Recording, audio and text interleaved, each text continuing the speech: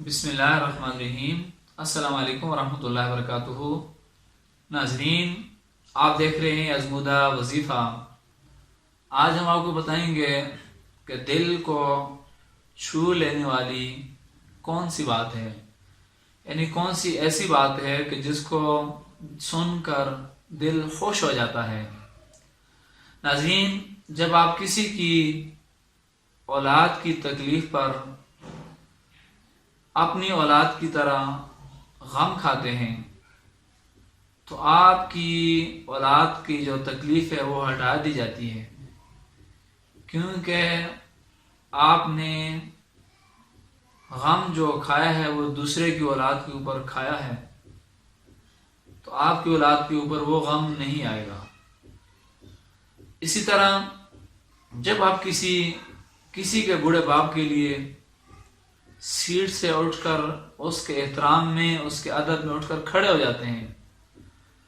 تو اسی بس میں اس شخص کو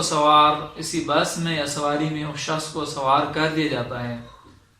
کہ جو آپ کے والدین کے لیے اٹھ کر کھڑا ہو جاتا ہے۔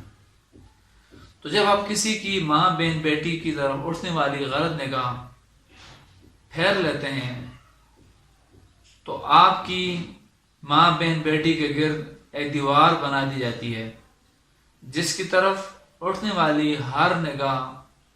پھر جھکنے کے اوپر مجبور ہو جاتی ہے۔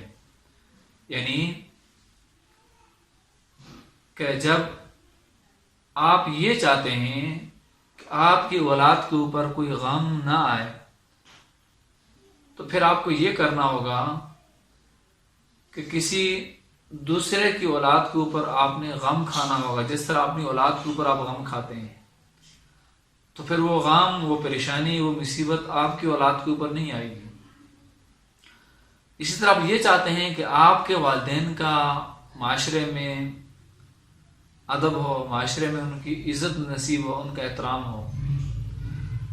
تو پھر آپ نے ایسا کرنا ہے کہ دوسروں کے والدین کو آپ نے عزت دینی ہوگی، دوسروں کے والدین کو آپ نے عزت کی نگاہ سے دیکھنا ہوگا،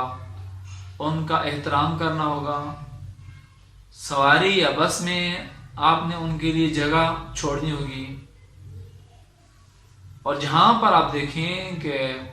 دوسروں کے والدین آپ کی مدد کے محتاج ہیں تو اس وقت آپ نے ان کی مدد کرنا ہوگی، اور یعنی جہاں پر آپ ان کو عزت دینا چاہیں گے وہیں پر آپ کے والدین کو عزت ملے گی۔